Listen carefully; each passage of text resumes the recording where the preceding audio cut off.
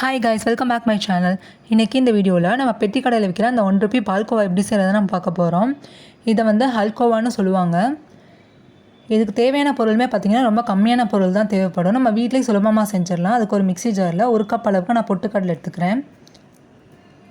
எடுத்துகிட்டு அது கூட 1 கப் அளவுக்கு ஜீனி சேர்த்துக்கிறேன். நீங்கள் பொரிகடலை எந்த கப்பில் எடுத்தீங்களோ அதே கப்பில் வந்து ஜீனி எடுத்துக்கோங்க.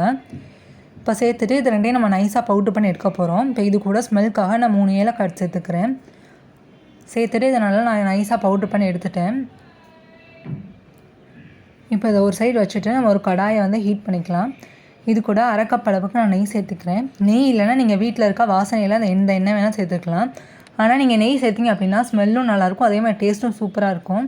ஸோ அதனால் நீங்கள் நெய் சேர்த்துக்கலாம்.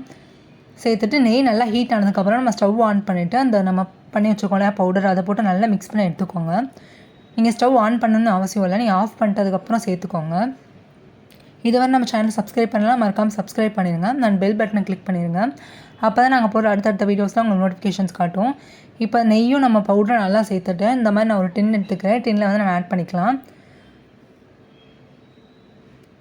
நம்மளுக்கு வந்து சூடு வந்து கம்மியாக தான் இருக்கும் இதில், ஏன்னா நம்ம வந்து நெய் வந்து கொஞ்சம் ஆறுனதுக்கப்புறம் தான் சேர்ப்போம். ஸோ அதனால் சூடு நம்மளுக்கு கம்மியாக தான் இருக்கும். ஸோ இந்த மாதிரி நம்ம கை வச்சு நல்லா லெவல் பண்ணி எடுத்துக்கலாம்.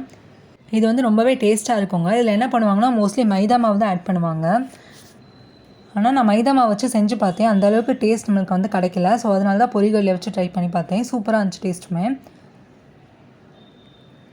ஸோ இந்த மாதிரி நல்லா ஆறுனதுக்கப்புறம் பிடிச்ச ஷேப்பில் நீங்கள் கட் பண்ணி எடுத்துக்கலாம்.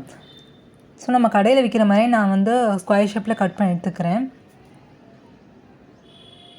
இது ரொம்பவே டேஸ்ட்டாக இருக்குங்க. ரொம்ப ஈஸியாகவே நம்ம செஞ்சிடலாம். ஸோ குழந்தைங்களுக்கு நம்மளே வந்து நம்ம செஞ்சு கொடுக்கலாம், கடையில் வாங்க தேவையில்லை. நான் சொன்ன அளவு மாறாமல் அப்படியே நீங்கள் செஞ்சு பார்த்தீங்க அப்படின்னா அந்த டேஸ்ட்டும் கிடைக்கும், அந்த டெக்ஸ்ட்டும் நல்லாவே உங்களுக்கு கிடைக்கும். ஸோ மறக்காமல் ட்ரை பண்ணி பாருங்கள், ரொம்பவே டேஸ்ட்டாக இருக்கும் இது. ஸோ பார்த்தீங்கன்னா நம்ம பால்கோவா வந்து நல்லா ரெடி ஆயிடுச்சு. ரொம்பவே டேஸ்ட்டாக இருக்குது, வாயில் வச்சு கரையிற அளவுக்கு நல்லா டேஸ்ட்டாக இருந்துச்சு. ஸோ கண்டிப்பாக ட்ரை பண்ணி பாருங்கள். உங்கள் வீட்டில் வந்து குழந்தைங்களுக்கு ரொம்பவே பிடிக்கும். என் குழந்தையுமே ரொம்ப விரும்பி சாப்பிட்டான். ஸோ குழந்தைங்களுக்கு ரொம்பவே பிடிக்கும். கண்டிப்பாக ட்ரை பண்ணுங்கள். நெக்ஸ்ட் வீடியோவில் பார்ப்போங்க. Bye bye, stay tuned.